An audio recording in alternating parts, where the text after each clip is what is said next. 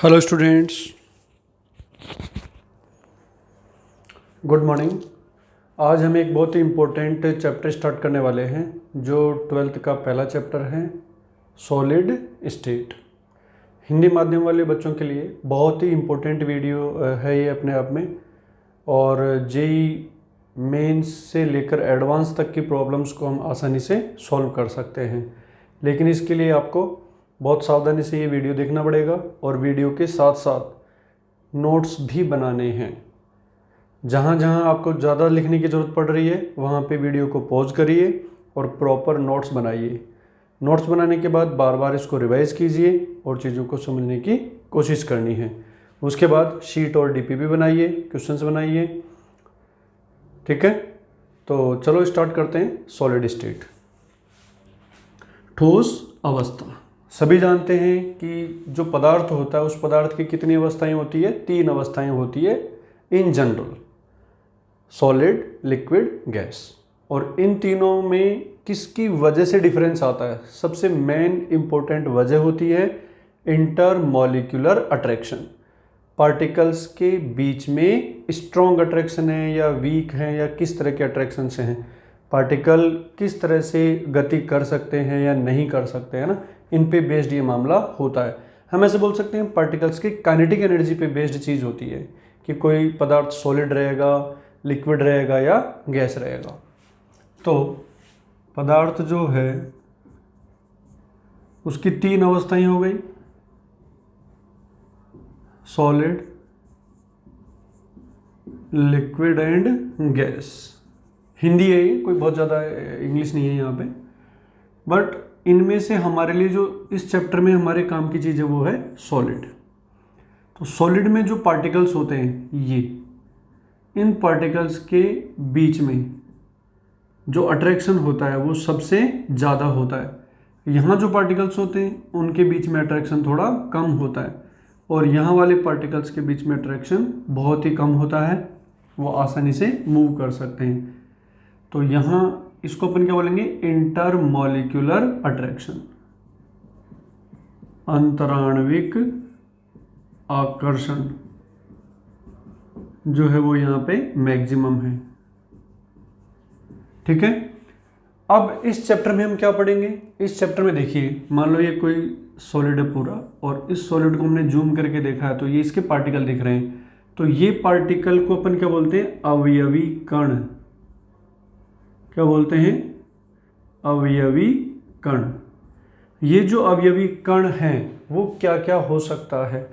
वो हो सकता है परमाणु भी हो सकता है, अणु भी हो सकता है, और आयन भी हो सकता है। इस कण को, अकेले कण की बात कर रहे हैं हम, कि अकेले कण को अगर आप देखोगे या उससे बात करोगे कि भाई तू कौन है, तो वो क्या कह सकता है? मैं परमाणु हूँ, या अणु हूँ, या आयन हूँ। तो इस कण का अध्ययन नहीं करना हमें इस चैप्टर में। इस कण का अध्ययन नहीं करना है कि कण के अंदर क्या है। अंदर का मतलब समझे क्या? कि जैसे मान लो ये परमाणु है, कार्बन परमाणु है, तो कार्बन के अंदर क्या है ये हमें इस चैप्टर में नहीं पढ़ना है। तो बताइए कौन से चैप्टर में पढ़ते हैं ये चीज़?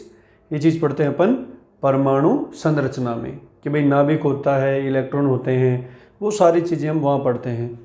तो हमें अवयवी कण के अंदर क्या है वो स्टडी नहीं करनी है। अणु है, जैसे मान लो H2O है, आइस है, तो आइस के अंदर जो कण होंगे वो कौन से होंगे? H2O, H2O, H2O। डायमंड है तो डायमंड में कण कौन से होंगे? Carbon, carbon, carbon. तो अलग अलग बातें हैं दोनों। अवयवी कणों को पहचानना बहुत इंपॉर्टेंट चीज़ होती है इस चैप्टर में। आयन, जैसे सोडियम क्लोराइड हमने ले लिया, सोडियम क्लोराइड में अवयवी कण कौन हो जाएंगे? Na+ and Cl-। तो अब इन अवयवी, जैसे H2O है, तो इस H2O का अध्ययन करना है क्या हमें? नहीं। H2O का अध्ययन का मतलब हाइड्रोजन, ऑक्सीजन, इनके बीच में कौन सा बॉन्ड है, इनकी शेप क्या है, वो सब चीज़ें हमें नहीं पढ़नी है। वो कहाँ पढ़ते हैं? केमिकल बॉन्डिंग में। ऐसे ही सोडियम क्लोराइड में Na+ में कितने इलेक्ट्रॉन हैं, Cl- में कितने इलेक्ट्रॉन हैं, उनके बीच में कौन सा बॉन्ड बन रहा है, इन सब चीज़ों का अध्ययन हमें नहीं करना है। वो सब चीज़ें डिफरेंट चैप्टर्स में हम कर चुके होते हैं।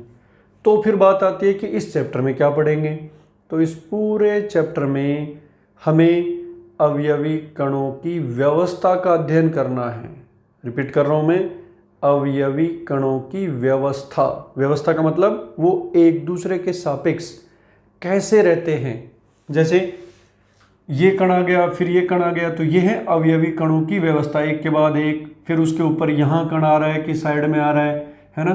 तो वो अलग अलग कई प्रकार की व्यवस्थाएं होती है, उन्हीं का हमें अध्ययन करना है। तो आई थिंक अब हम क्लियर बता सकते हैं कि इस चैप्टर में हमें क्या पढ़ना होता है।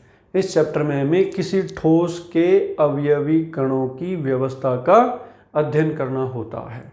पूरा चैप्टर इसी पे चलेगा। तो नेक्स्ट कमेंट कर लेते हैं। इस अध्याय में हम ठोसों के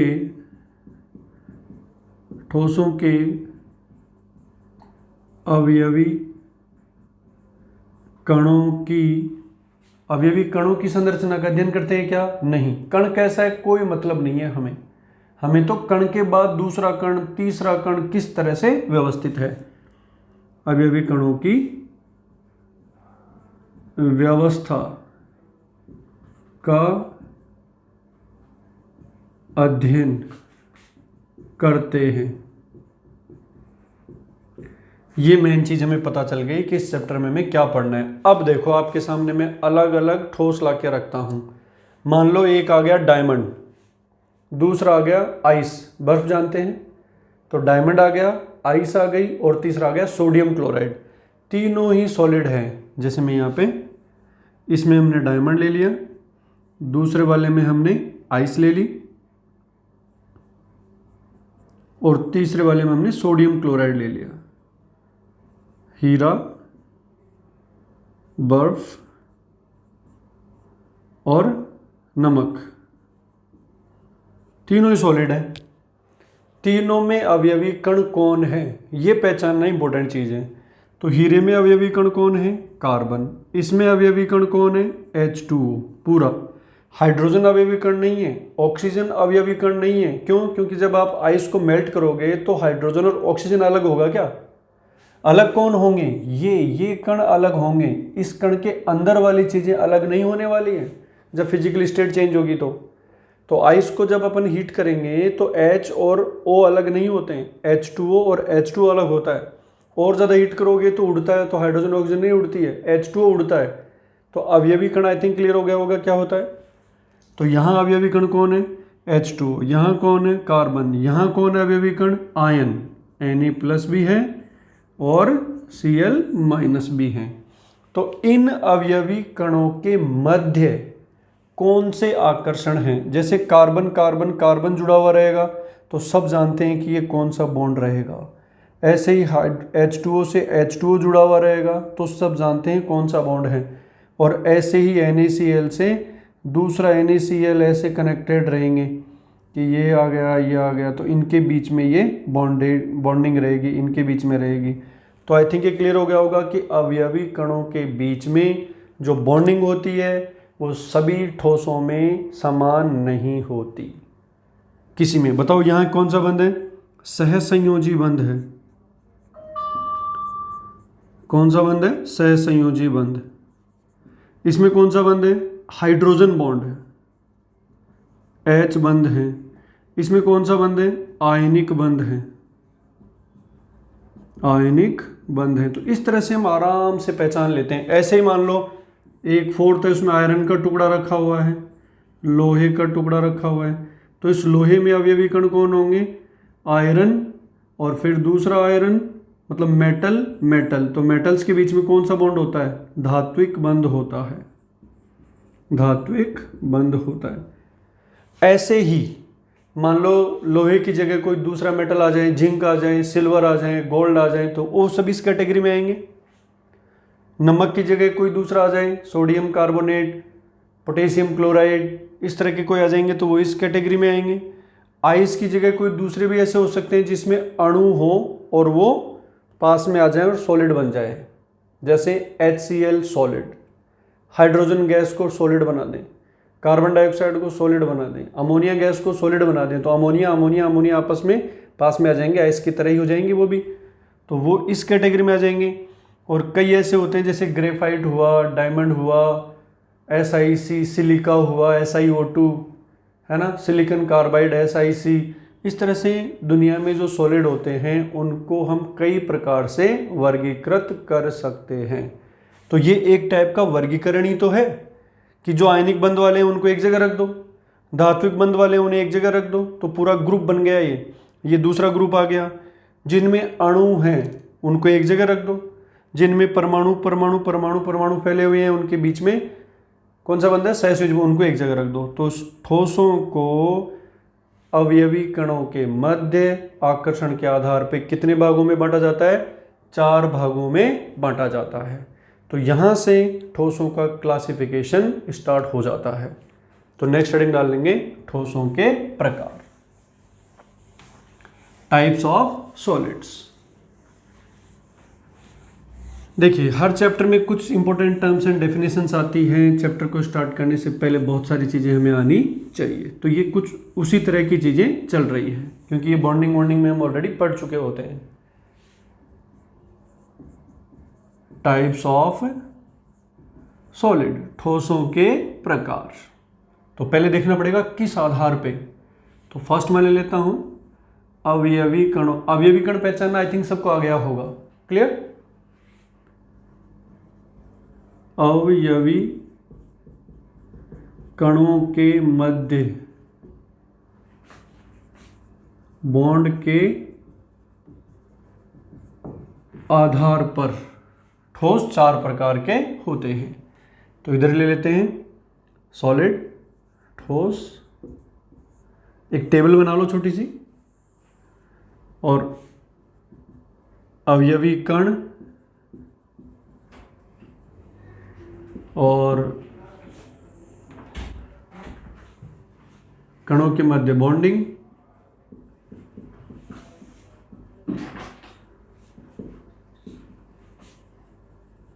कणों में बॉन्डिंग और एग्जाम्पल, दैट्स इट। ठोस पहला मैं बोल देता हूं आणविक ठोस।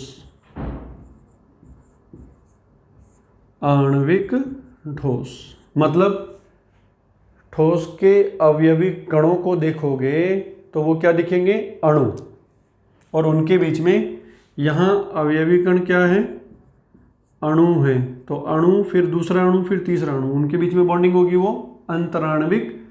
तो अंतराण्विक बॉन्डिंग कौन सी होती है, हाइड्रोजन बॉन्डिंग हो सकती है या वॉन्डरवॉल बॉन्डिंग हो सकती है। तो H बॉन्डिंग या फिर वॉन्डरवॉल बंद होंगे। एग्जाम्पल H2O सॉलिड, इसमें हाइड्रोजन बॉन्डिंग आ जाएगी, NH3 सॉलिड, और अगर वॉन्डरवॉल वाले देखते हैं तो HCl सॉलिड, डाइपोल डाइपोल आ जाएगा इसमें। ऐसे ही O2 सॉलिड, N2 सॉलिड, या कोई भी हीलियम नियोन वगैरह है उसमें भी वॉन्डरवॉल अट्रैक्शन ही होते हैं। आर्गन सॉलिड, इस तरह से अपन बोल सकते हैं कि इन सब के ठोसों के अंदर जाके देखोगे, या इनको जब अपन मेल्ट करेंगे, हीट करेंगे, तो उस केस में ये जो अवयवी कण दूर दूर जाएंगे, तो दूर दूर जाने के बाद एक कण को पकड़ के देखोगे तो वो क्या रहेगा, अपने आप में अणु रहेगा। लेकिन जैसे आर्गन है तो इसमें तो कई सोच रहे हैं कि तो अकेला AR ही रहेगा, लेकिन उनके बीच में जो बॉन्डिंग है वो कौन सी है, वो वीक वॉन्डरवॉल अट्रैक्शन फोर्सेज हैं। तो हम ऐसा बोल सकते हैं कि आर्गन ऐसा अणु है जिसमें एक ही परमाणु है। ठीक है, चलिए सेकंड, कोवलेंट सॉलिड, सहज संयोजी ठोस। नाम से पता चल रहा है इसमें अवयवी कणों के बीच में कौन से बंध रहेंगे, कोवलेंट बॉन्ड। और कोवलेंट बॉन्ड किनके बीच में होते हैं, अणुओं के बीच में या परमाणुओं के बीच में, डेफिनेटली परमाणुओं के बीच में। तो यहां अवयवी कण कौन होंगे, परमाणु होंगे, और उनके बीच में बंध कौन सा आ जाएगा, सहज संयोजी। एग्जाम्पल हो गया हीरा, ग्रेफाइट, सिलिका SiO2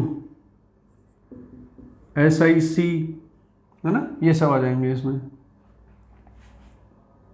अकेला सिलिकॉन सॉलिड,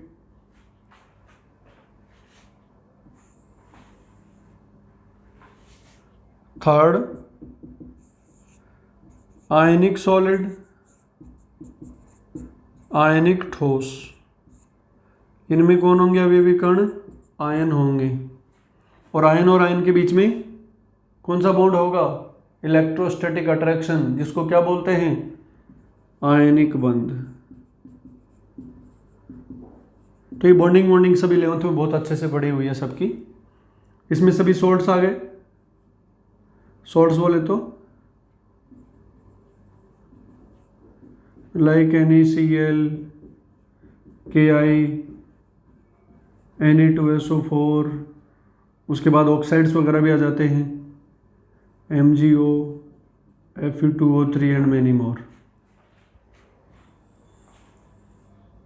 और लास्ट फोर्थ वन जो है वो है, बताओ कौन सा है? धात्विक ठोस। धात्विक ठोस, इसमें कौन होंगे? धातु परमाणु, या फिर ऐसे बोल सकते हैं कर्नेल और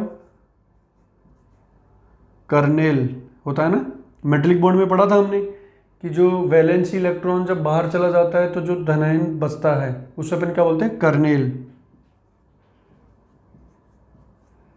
वह इलेक्ट्रॉन समुद्र, धात्विक बंध होगा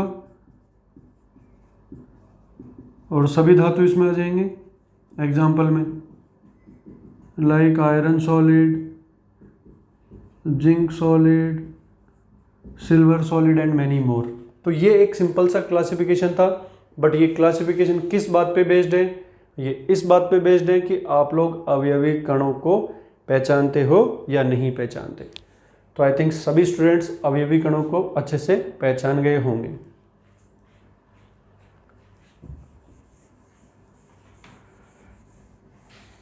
ठीक है, चलिए अब अपन आते हैं सेकंड क्लासिफिकेशन पे। ये था एक टाइप। दूसरा होता है, मेनली दो ही क्लासिफिकेशन है हमारे यहाँ पे, अवयवी कणों की व्यवस्था कैसी है। व्यवस्था का मतलब एक अच्छी व्यवस्था और एक बुरी व्यवस्था। ऐसे मान लो एक क्लास है जिसमें टीचर है, तो बच्चों की व्यवस्था दिमाग में रखो। और एक है जब क्लास ख़त्म हो गई और टीचर क्लास छोड़ के चले गए, तो उस समय बच्चे क्या हो रहे हैं? कोई कहाँ बैठा है, कोई कहाँ बैठा है, कोई किसको मार रहा है, तो वो क्या है? अव्यवस्थित। और सभी बिल्कुल वेल ऑर्डर्ड अरेंज में हैं, तो उन्हें अपन क्या बोलेंगे? व्यवस्थित।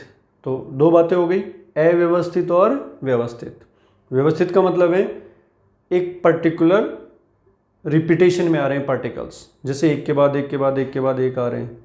और एक अव्यवस्थित में चाहे जहाँ पे बैठे हुए हैं, कोई क्रम ही नहीं है उनके बैठने का, कोई रूल्स रेगुलेशंस वहाँ पे नहीं है, तो अपन क्या बोल देंगे? कणों की व्यवस्था के आधार पर। सॉलिड कितने टाइप के होते हैं भाई? दो टाइप के। कणों की व्यवस्था के आधार पर ठोस दो प्रकार के हो सकते हैं। तो दोनों बातें हमने बोल दी है। एक अच्छी व्यवस्थित, तो अच्छे व्यवस्थित के लिए मैं क्या नेम यूज करूंगा? क्रिस्टल, बहुत नाम सुना होगा तुम लोगों ने, क्रिस्टलीय ठोस। तो दूसरे कौन से हो गए? अमोर्फस, अक्रिस्टलीय। तो सीधे से दो नाम है, क्रिस्टलीय और अक्रिस्टलीय। क्रिस्टलीय का मतलब बढ़िया व्यवस्थित। अब बढ़िया व्यवस्थित का क्या मतलब होता है? एक मैथमेटिकल ज्योमेट्री निकल के आएगी जब पार्टिकल्स को कनेक्ट करेंगे तो। और अव्यवस्थित में कोई ज्योमेट्री नहीं है, चाहे जैसे रैंडम ऑर्डर है। तो यहां पे हम इस तरह का एक टेबल बना लेंगे। इधर आ गए क्रिस्टलीय ठोस और अक्रिस्टलीय अमोर्फस। ठीक है, इनको अपन बोल देते हैं अतिशीतित, आभासी ठोस भी बोलते हैं इन्हें, आभासी ठोस या फिर अतिशीतित द्रव। अतिशीतित द्रव का क्या मतलब है कि द्रव में क्या होता है, पार्टिकल्स वेल ऑर्डर्ड नहीं होते, इधर उधर घूमते फिरते हैं। यहाँ क्या होता है, अचानक ये मान लो कि वो रुक गए, फ्रीज हो गए, तो पार्टिकल अव्यवस्थित है, ऐसे कैसे फ्रीज हो गए। जैसे क्लास में अव्यवस्थित है बच्चे, टीचर एकदम से आ जाता है, सब जगह एक जगह बैठ गए, उसी तरह का कुछ यहाँ पे हो रहा है। इसलिए बोल रहे हैं अतिशीतित, मतलब द्रव को अचानक से हमने ठंडा कर दिया है।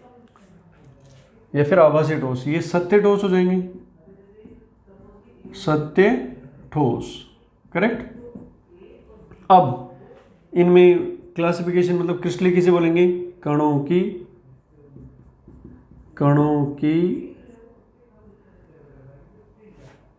बढ़िया व्यवस्था होती है, अच्छी व्यवस्था होती है, गुड अरेंजमेंट होता है, लॉन्ग रेंज अरेंजमेंट होता है।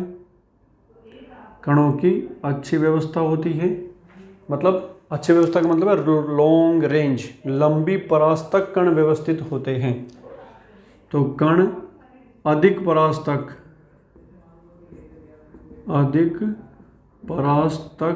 व्यवस्थित होते हैं। अधिक परास का मतलब समझो, देखो बिखरे हुए में भी कुछ कुछ व्यवस्थित हो सकते हैं।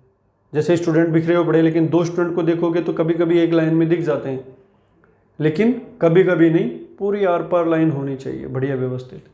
तो उसको अपन बोल रहे हैं अधिक परास्तक कणों की व्यवस्था होती है, कणों की अधिक परास्तक व्यवस्था होती है। यहाँ पे कण अव्यवस्थित होते हैं,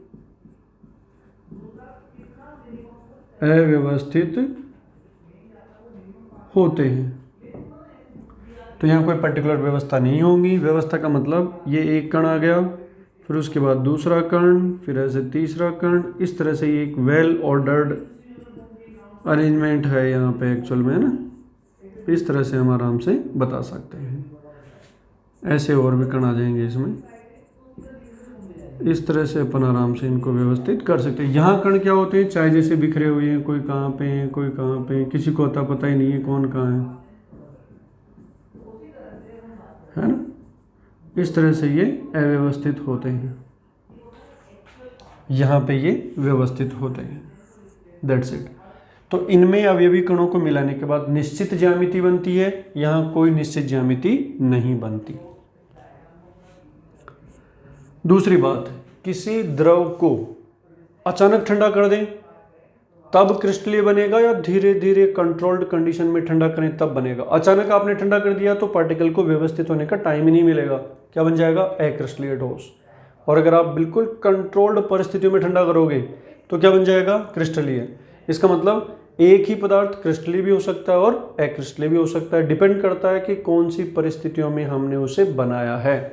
तो ये कब बनते हैं, कंट्रोल्ड कंडीशंस में। कंट्रोल्ड कंडीशन का मतलब क्या बोलोगे हिंदी में आप लोग उसे, निश्चित। कंट्रोल का मतलब क्या होगा भाई, निश्चित परिस्थितियों में बनते हैं, और ये द्रव को अचानक ठंडा करने पर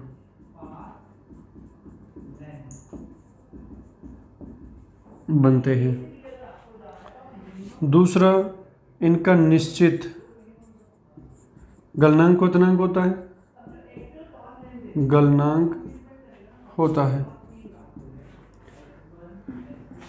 यहाँ गलनांक की परास होती है, गलनांक की परास होती है। इसका मतलब सुनते हैं, रेंज का मतलब जैसे मान लो आइस है -10 डिग्री पे, तो आइस -10 डिग्री पे रखी हुई है, -10 डिग्री सेल्सियस पे रखी हुई है। अब आप इसको गर्म कर रहे हो तो -10 से गर्म किया आपने, आ गया -2 पे, लेकिन अभी ये आइस मेल्ट नहीं होगी, पिघलेगी नहीं, ये गर्म तो हो गई लेकिन पिघलेगी नहीं। जैसे ये 0 डिग्री आएगा ये मेल्ट स्टार्ट हो जाएगा, लेकिन टेम्परेचर 0 ही रहेगा। तो टाइम के साथ देखो यहाँ कैसा चल रहा है, शीतलन वक्र। यहाँ मैं टाइम ले लूँ और यहाँ टेम्परेचर ले लूँ, ताप और समय। तो शुरू में मान लो ये यहाँ पे था टेम्परेचर, फिर हमने उसे टाइम के साथ गर्म कर रहे हैं। तो पहले मान लो टेम्परेचर यहाँ था, शीतलन में अपन क्या करें, ठंडा करते हैं, एक्चुअल में उल्टा चलना पड़ेगा। तो ऐसे सोच लो कि हमारे पास क्या था, वाटर था, जल, और ये कितने डिग्री पे है, +10 डिग्री पे है। तो इस जल को हम ठंडा करेंगे।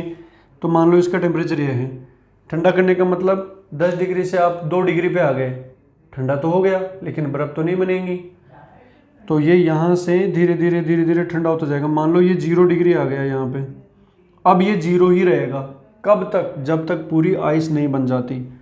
तो समय तो चलता जाएगा, आइस बनती जाएगी।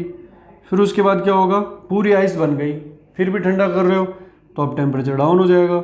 इसका मतलब ये वाली जो लाइन आ रही है यहाँ पे क्या हो रहा है, फेज ट्रांजिशन हो रहा है। इसके करस्पॉन्डिंग जो ताप आएगा वही गलनांक होगा। ये जो ताप है वही क्या होगा, गलनांक होगा। तो यहाँ पे निश्चित ताप होता है और यहाँ पे क्या होता है, निश्चित ताप नहीं होता। मतलब यहाँ से मान लो कोई भी चीज़ जमना स्टार्ट हुई तो वो ऐसे चलता जाएगा, जमती भी जाएगी और टेम्परेचर कम भी होता जाएगा। तो यहाँ पे एक रेंज आ गई बेटा, ये देखिए T1 से लेकर T2 तक, और फिर उसके बाद ऐसे चला जाएगा ये। तो ये थोड़ा सा यहाँ पे बेसिक डिफरेंस है कि यहाँ पे निश्चित गलनांक होता है और यहाँ पे एक परास होती है T1 से लेकर T2 तक की। ये हिसाब किताब यहाँ पे रहता है। एक और इम्पोर्टेंट प्रॉपर्टी यहाँ पे आती है आइसोट्रॉपिक, समदेशिक और विषमदेशिक। तो ये कैसे होते हैं, विषमदेशिक होते हैं, ये विषमदेशिक होते हैं। विषमदेशिक का मतलब सभी दिशाओं में समान गुण नहीं होते, और ये होते हैं समदेशिक, आइसोट्रॉपिक। ये समदेशिक होते हैं। समदेशिक मतलब सभी दिशाओं में समान गुण। उसको अपन एक्सप्लेन कर सकते हैं या दिमाग में कैसे रखें उसकी बात को यहाँ देख सकते हैं। ये चाहे जैसे बिखरे हुए होते हैं कण इसमें, ठीक है। तो आप किसी एक दिशा में देखो, जैसे इस दिशा में देखें या इस दिशा में देखें, तो ऑन एन एवरेज हमें लगभग समान कण देखने को मिलेंगे। तो यहाँ पे जो भी गुण आएंगे, गुणों का मतलब जैसे अपन करंट की ही बात कर लेते हैं, तो कभी कभार ऐसा होता है कुछ चीज़ों में कि इधर से वायर कनेक्ट करके इधर टच करें तो करंट आएगा, इधर टच करें तो नहीं आएगा। इधर वायर हमने लगाया, सामने टच किया तो करंट आएगा, और इधर टच किया तो नहीं आएगा। क्या आयरन में ऐसा होता है? नहीं, आयरन में तो सब जगह करंट आएगा। तो कुछ ऐसे प्रॉपर्टीज होती है जो दिशा पे निर्भर करती है। जैसे ग्रेफाइट में होता है, तो ग्रेफाइट में क्या बनती है, परतें बनती है। तो परतों के अनुदिश इलेक्ट्रॉन चलता है और परतों के लंबवत इलेक्ट्रॉन उतना आसानी से नहीं चलता, ताप बढ़ाना पड़ता है। तो ग्रेफाइट क्या है, परतों के अनुदिश तो सुचालक होता है और परतों के लंबवत क्या होता है, अर्धचालक होता है। जबकि यहाँ जो पार्टिकल्स होते हैं उन पार्टिकल्स की जो व्यवस्था है वो इस तरह की होगी, और यहाँ पे ऑन एन एवरेज पार्टिकल्स जो हैं सभी दिशाओं में समान नहीं रहेंगे। जैसे यहाँ देखें और ऐसे देखें तो पार्टिकल्स अलग अलग यहाँ पे मिलेंगे, इसलिए ये विषमदेशिक होते हैं, मतलब सभी दिशाओं में समान नहीं होते, सभी दिशाओं में समान नहीं होते। इसके जो गुण होते हैं वो समान नहीं है, और इसके जो गुण होते हैं वो गुण सभी दिशाओं में समान होते हैं।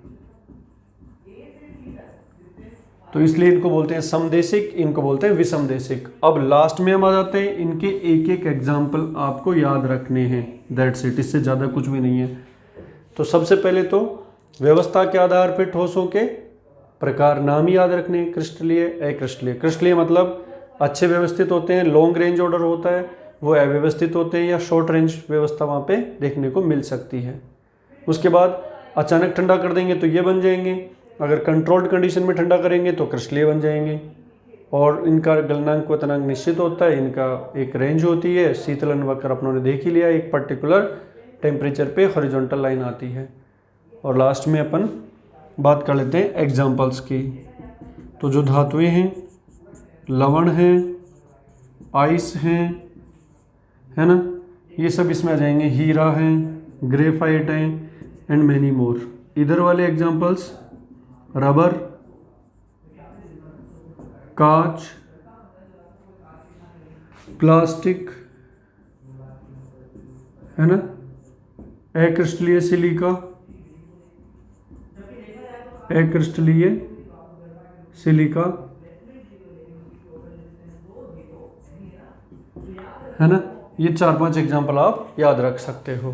तो ये तो एक छोटा सा क्लासिफिकेशन हो गया कि सॉलिड्स कितने टाइप के होते हैं। नेक्स्ट क्लास में अपन पढ़ेंगे some important terms and definitions required for study of solid state. उसमें आ जाएंगे त्रिविम जालक क्या होता है, यूनिट सेल्स क्या होती हैं, टाइप ऑफ यूनिट सेल्स क्या होती है, कितनी प्रकार की संरचनाएं हो सकती है। क्योंकि हम ये चीज़ क्लियर पहचान चुके हैं कि अवयवी कणों की संरचना नहीं पढ़ते, कणों की व्यवस्था की संरचना पढ़ते हैं। कण के अंदर क्या है इसे हमें कोई मतलब नहीं होता। ठीक है बच्चों, नेक्स्ट क्लास में मिलते हैं हम नए वीडियो के साथ। अपने जो चैनल है उसको लाइक, शेयर और सब्सक्राइब करना नहीं भूलना है ताकि दूसरे स्टूडेंट्स को भी फायदा हो। ठीक है, ओके, गुड बाय।